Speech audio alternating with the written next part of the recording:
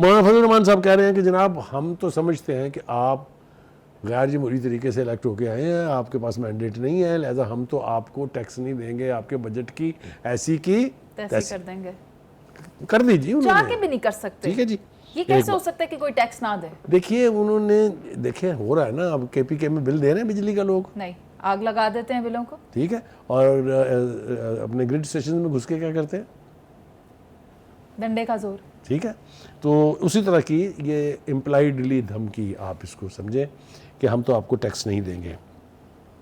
फिर उन्होंने एक और बहुत बड़ी बात की है, उन्होंने कहा कि जी जो चाइना का दौरा किया है शहबाज शरीफ साहब ने, वहाँ से वो कामयाब वापस नहीं लौटे हैं। हालांकि इस बात को इस तरह से चैलेंज किया जा सकता है कि उनकी मुलाकात के बाद एक बहुत हाई लेवल डेलीगेशन चाइना से आया, जिसके साथ हाल ही में मुज़ाकरात हुए और वो डिप्टी प्राइम मिनिस्टर लेवल का वो बंदा था, लेकिन वो बहरहाल कह रहे हैं कि जी आपके पल्ले कुछ नहीं है, ये आप सी पैक वी पैक की बातें छोड़ें, आपको तो चाइना भी लिफ्ट नहीं करा रहा, ये वो कहना चाह रहे हैं, because of instability, political instability and economic instability in Pakistan. दूसरी बात वो ये कह रहे हैं कि जी रियासत शक्ल कलब हो चुकी है कि अपने बाशिंदों तक को तहफ़्फ़ुज़ नहीं दे रही, लेकिन काबिल बर्दाश्त होंगे मुल्क की वफादारी पर आप कब्ज़ा कर लेते हैं, कोई और बात करे तो इस तनकीद का निशाना बच। ये भी बानी पीटीआई की तरह से इशारा किस तरफ है, ये भी अगर आप इसको गौर से देखें तो GHQ की तरफ इशारा हो रहा है कि जी आप हर चीज़ के ऊपर काबज़ है, इसलिए आप हमें तनकीद का निशाना बनाते हैं और हमें बात भी करने नहीं देते हैं। सही। दूसरी बात यह कि उन्होंने ये भी कहा है कि जनाब आपको टैक्स अवाम इसलिए नहीं देंगे कि आप टैक्स का पैसा जो है उन पर लगाने की बजाय IMF के सपुर्द कर देंगे।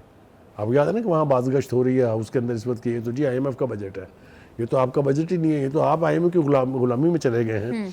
मैं ईमानदारी से अगर बात करूँ तो माजी में भी जब कभी ये कहा जाता था कि जी आपका बजट जो है ये IMF की इंस्ट्रक्शंस पर या उनकी ख्वाहिशात पर बनाया गया है, तो लोग वाक़यातन इसके ऊपर तनकीद करते थे और समझते थे कि ये बहुत बड़ी बुरी बात है।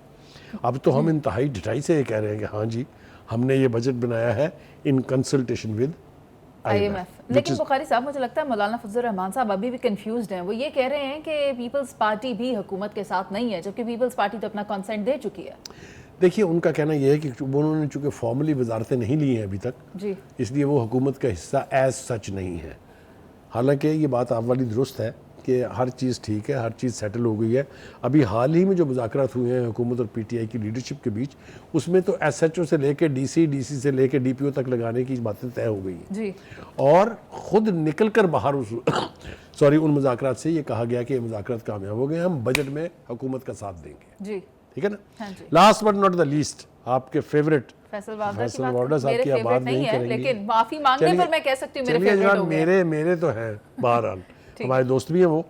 मेरा ख्याल ये है कि उन्होंने थोड़ा सा पिछली दफ़ा यानी जज्बाती अंदाज में इस बहुत देर सूरत-ए-हाल कर दी को मेहरबान आते आते। बहुत देर की मेहरबान आते आते उन्हें जिस तरह से मुस्तफ़ा कमाल ने फौरी तौर पर अनकंडीशनल अपॉलॉजी दी थी वो दे देनी चाहिए थी, और अल्टीमेटली भी अगर आपने यही करना था तो मेरे ख्याल से इस बात को इतना आगे ले जाने की ज़रूरत नहीं थी। हैविंग सेड दैट, अब ज़रा हम नतीजे की तरफ आएँ कि हमने सारी गुफ्तगू कर ली है, क्या होने जा रहा है। मेरा ज़ाती ख्याल ये है कि महात्मा खान साहब जो हैं वो वाक़यातन बातचीत करना चाहते हैं, लेकिन वो चाहते हैं कि मेरे राबते द पावर दैट बी उसके साथ भी बहाल हो जाए। तो ये मैं एक पॉजिटिव नोट पे ये सेगमेंट ख़त्म करना चाहता हूँ कि उनकी ये ख्वाहिश है कि मुज़ाकरात हों, उनको मैंडेट वापस मिले, जो वो कहते हैं कि चोरी हुआ है उसके लिए कोई ना कोई रास्ता अदालतें देंगी उनको या नहीं देंगी, ये तो परसों कल शायद फैसला होगा। जी जी, कल अगर ना भी हो तो लेटेस्ट परसों फैसला हो जाएगा।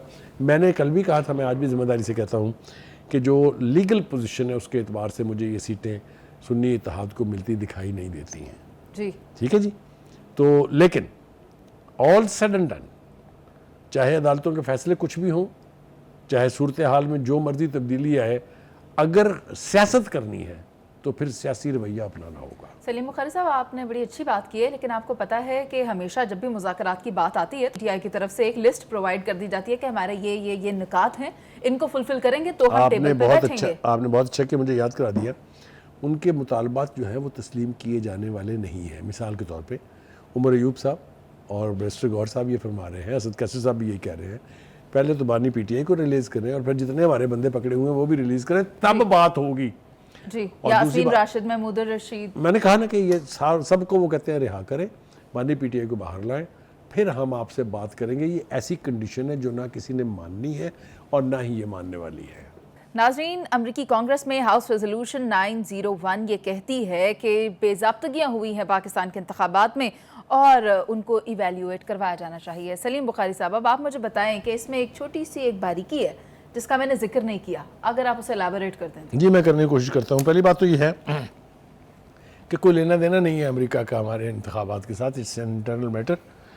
मैं इसलिए ये कह रहा हूँ और गुस्से से ये कह रहा हूँ क्योंकि भारत में अभी इंतखाबात हुए हैं और राहुल गांधी ने मोदी पर इल्ज़ाम लगाया कि उसने इलेक्शन कमीशन, मीडिया ख़रीदा पूरा, नौकरशाही को साथ में लाया, फौजी क़यादत को साथ में लाया और इलेक्शन को मनूवर करने के बावजूद भी इस तरह बुरा हाल है कि उनके पास सादा अक्सरियत भी नहीं है। उसके ऊपर तो किसी के पेट में दर्द नहीं हुआ अमेरिकी कांग्रेस के।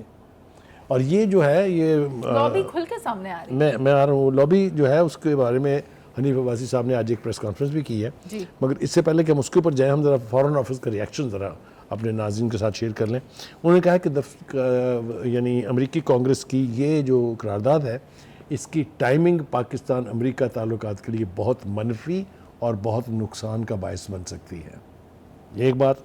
दूसरा, उन्होंने कहा कि ये करारदाद ना तो तामीरी है और ना ही ज़मीनी हक़ाइक़ को सामने रख के पास की गई है। जी, ये मेरे ख्याल से बहुत स्ट्रॉन्ग रिएक्शन है।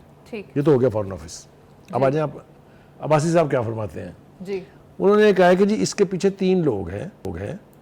एक जावेद बर्की साहब हैं जो कज़न है महात्मा साहब के, उसके पीछे शहबाज गिल साहब हैं जो उनके बहुत चहीते थे और एक डॉक्टर आसिफ साहब है, वो वहाँ पर बैठ के फंडिंग भी अरेंज कर रहे हैं ये तीनों लोग, और ये फंडिंग के ज़रिए लॉबिंग फर्म्स हायर करके कांग्रेसमैन से ये रेजोल्यूशन मूव कराई गई और यूँ ये पास हुई है। ये सीरियस एलिगेशन है, मतलब ये सिंपल एलिगेशन नहीं है। सर, हम ये भी नहीं भूल सकते कि किस तरह बकौल आपके जो महात्मा साहब हैं उन्होंने गोल्डस्मिथ की कैंपेन की थी। एब्सोल्युटली, ये जिक्र किया उसने। आप you are on the dot. देखिए, जो सादिक खान का जो इंतखाब था उसमें चूँकि गोल्डस्मिथ साहब के बेटे जो हैं, इंटरेस्टिंगली उस वक्त महात्मा साहब वजीर आजम थे। एब्सोल्युटली, उस वक्त जाके उन्होंने वहाँ पर उसकी लॉबिंग की थी, जिसको बकौल हनीफ अब्बासी साहब के ऑपरेशन गोल्डस्मिथ का नाम जो है वो दिया गया था। तो ये सारी वो तकलीफ दह चीज़ें हैं जो हमारे सामने हैं।